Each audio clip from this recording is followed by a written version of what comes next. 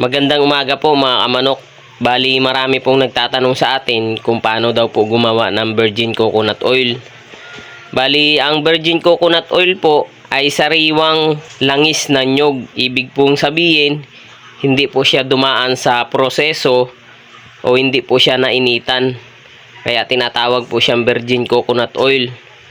So ganito po yung paggawa ng virgin coconut oil. Bali, bumili lang po ako sa palengke ng gata na nyog.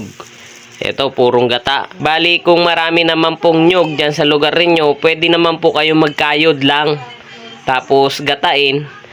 At ilagay po sa isang lagayan. Bali, ito po, isasalin ko lang dito. Tapos, ilalagay ko po sa tabi na hindi nagagalaw. Bali, ayan na po mga kamanok, sinalin ko na po yung gata ng nyog. Ngayon, yan po mapuputi na yan, yung gata ng nyug na yan, o yung milk na yan, ay iibabaw po yan. Tapos, yung nasa gitna, yun po yung langis, o yung oil ng nyug. Ngayon, yung nasa ilalim naman, yun naman ay tubig. So, after 24 hours, kukunin po natin yung langis, o yung oil ng nyug. Yun po yung virgin coconut oil. Yun po yung pinapainom natin sa mga sisiw natin, hanggang sa lumaki. Para hindi po sila tamaan ng anumang sakit na pwedeng tumama sa kanila.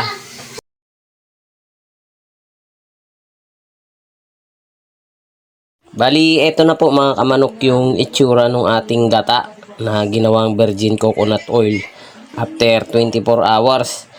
Bali, kakapawin po natin yung nasa ibabaw. So, ang lalabas po dyan mga kamanok ay yung virgin coconut oil. Yun po yung kukunin natin. Tapos, isasalin po natin sa lalagyan.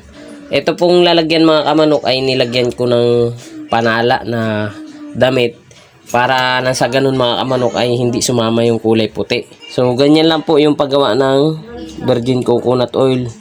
At ayan, makikita po ninyo yun na napakalinaw na yan.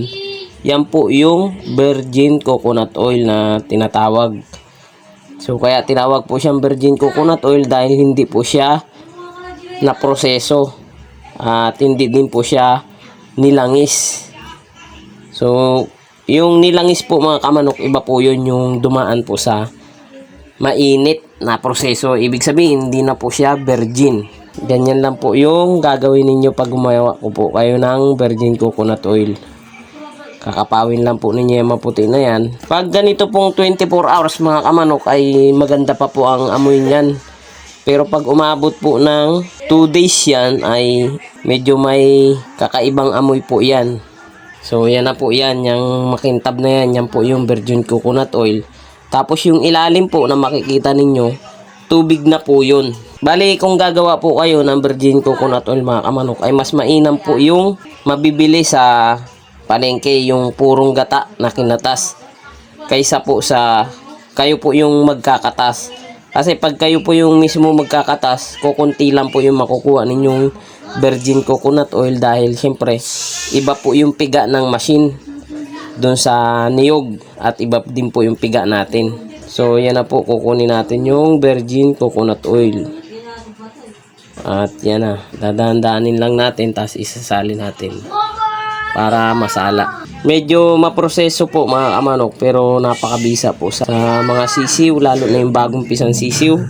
Pag binigyan po ninyo nito ay talagang iwas na po sila sa sakit.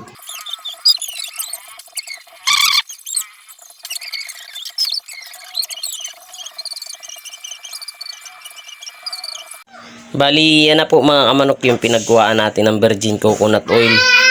So makikita ninyo na may konti pa yan, may virgin coconut oil pa yan. Pero hanggang dyan na lang po tayo, hindi po talaga natin masaid yan dahil kapag kinakapaw pa po natin ay sumasama na yung tubig.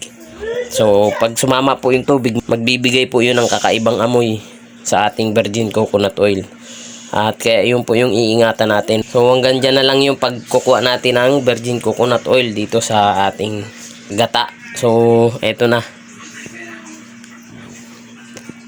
Ayan, bali doon po sa ating lalagyan, ayan, kalahati naman po. Ayan, kalahati yung nakuha natin.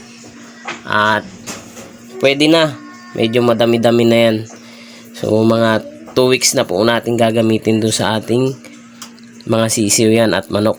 Bali yan po yung vitamina nila.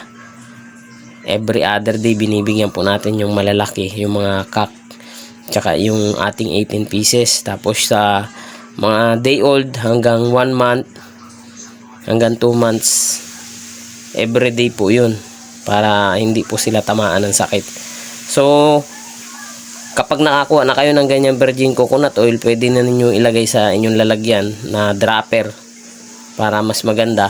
So yung mga vitamins na patak-patak, yung labas, pwede po yan. So hanggang dito na lang po mga kamanok yung aking video, at maraming po salamat sa panonood. Sana po ay nakapagbigay po ako sa inyo ng konting kaalaman at impormasyon sa paggawa po ng virgin coconut oil. At God to be the glory po sa ating lahat mga kamanok.